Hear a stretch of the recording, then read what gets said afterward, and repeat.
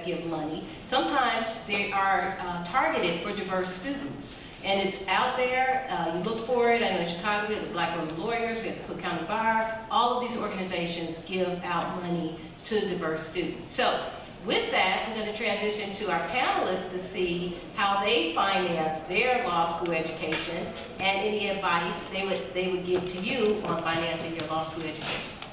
Anything that hasn't been touched on. So let me just give you this advice.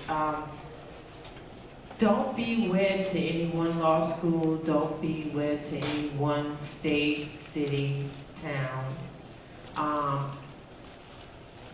You may have to choose between going to law school and leading your family. It's a choice. It's going to be okay. It's going to be okay. So if you get a full ride from the University of Iowa Law School, you go. I'm not saying it's going to be easy. You might have to cut your boo loose. It's okay. It's okay. It's okay. If he's a ride or die, he'll still hang on. I'm telling you. So you have to pick the school. I tell people this. Pick the school where you will not have to pay to the day you die for those pieces of paper. Because what you will find out is that when you're in the workforce, you're working with people from Harvard and Yale and University of Michigan and Stanford and all the rest of them. And some of them have all this debt, and not only are they criminal defense attorneys during the day, they're working in a bar at night. Or on the weekends so that they can pay their student loans. Because it really affects your quality of life. It affects your ability to travel, to live, to eat, who you have to live with. So I tell people, wherever there's opportunity, go. Wherever there's opportunity. If you get offered a full scholarship at the University of Miami, but your heart is set on a Harvard or Yale, trust me, it'll all work out. If you're dynamic, there's nothing that can stop you. There's nothing that can stop you. But you have to decide if you want to walk around with that luggage on you, because it is a luggage.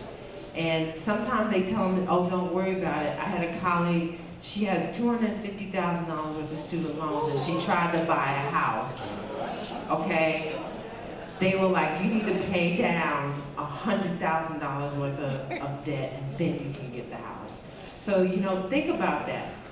If wherever offers you, if Duquesne offers you a scholarship, if Clark Kent offers you a scholarship, if there's some law school out in the middle of Podunk, wherever, and they're offering you a free ride, think about it.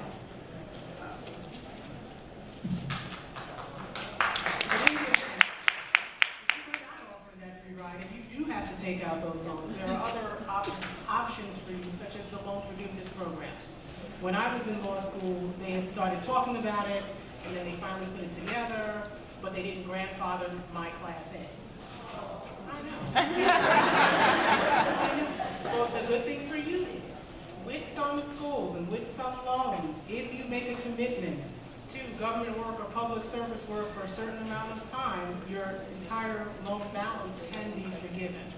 So it's something that you should explore, because if you find yourself in a position where you have to take out loans because the offers are not coming for whatever reason, all is not lost if you are willing to make the commitment.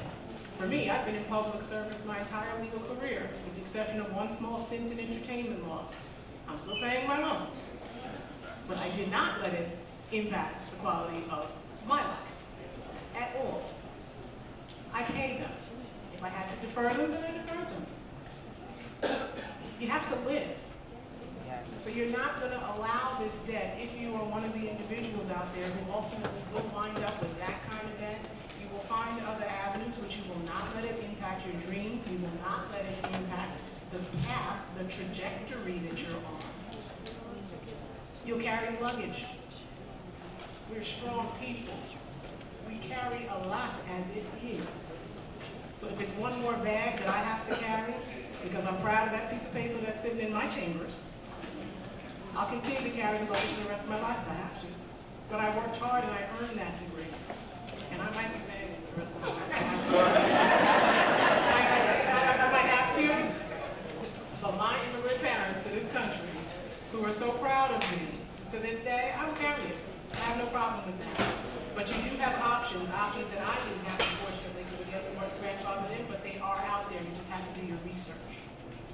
And one final option around working, for me, as I was working for the Chicago Police Department, I got tuition reimbursement from the city of Chicago.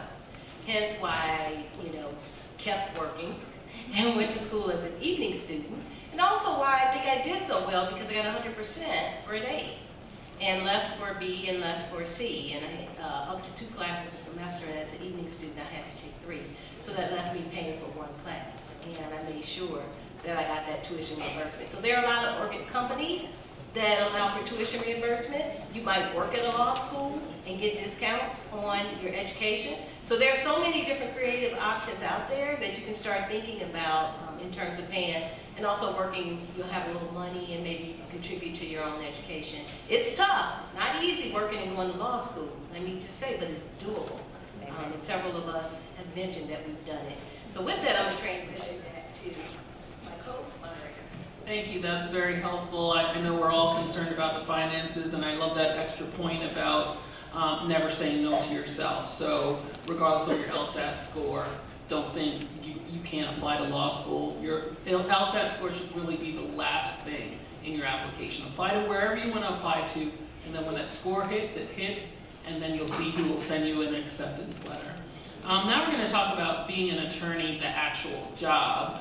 I practice in the areas of real estate, title, I do some business law as well, probate, estate planning, and recently cannabis law. So I'm all over the place, but I'm a relatively new attorney, so I'm trying to find clients in all these areas. With that said, my favorite part of my job really is giving access. So giving access to individuals who ordinarily wouldn't have the $5,000, $7,000, $10,000 retainer to get an attorney to even look at their well, I'm a transactional attorney with another case, but their particular matter, their concern. So that feels good to me when someone says, oh, I went to 3 attorneys and I just can't pay what they would like me to pay, and I'll take less, but I'm giving access and I make it up on the other end with other clients who can maybe pay more. I think the least favorite part of my job is actually doing billing.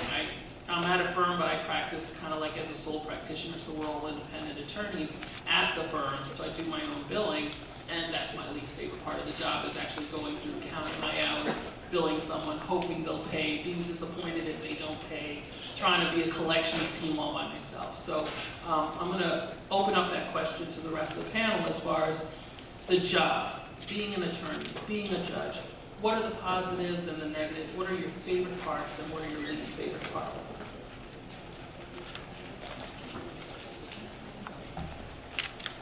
I am no longer an attorney, so, well, I'm always an attorney, but I don't practice law anymore. What I have is what we call a JD Advantage job, which means having the law degree is beneficial to me and was one of the reasons why the school hired me to do the job, because I have a law degree. There are a lot of JD Advantage jobs out there. You can do compliance, you can do human resources, you can do finance. There are a lot of different things you can do with a law degree that doesn't really involve practicing law. The thing about my job that I love the most is that I get to work with students. I love my students. My favorite thing is when I have a student come in who doesn't know what they want to do and they're just confused. They've never been to law school, obviously. They don't have any family who went to law school and they don't know what they want to do. And so I'm the crunchy granola in my office. And we sit down and we do our vision board, we do our goal setting, and usually they roll their eyes at me, but it really helps them come up with a plan of things that they need to do and ways that they need to build their resume so that they can reach their goals. And that's something that I love to see. And when they get finished and they're graduating and they have the job that they've wanted, something that they never even imagined that they could do, that's really exciting to me. As far as this job, I don't have a lot that I don't like about it. I really love it. when I was practicing, for me, dealing with the clients, because people going through divorces, and when you're trying to take people's kids and their money from them, they're really cranky. So dealing with that was challenging, and clients were mad at me a lot of times for things that weren't my fault. But you just really have to develop a thick skin and be able to deal with different types of personalities and just understand that they're going through a really hard time. So what I really love about being an attorney is clearing roadblocks and finding solutions. I just love it when a project comes together, especially if you're in a difficult negotiation and it doesn't seem like you're going to come to a deal, but then you find the interest where everyone is aligned and you come out with a beautiful solution. They're beautiful to me.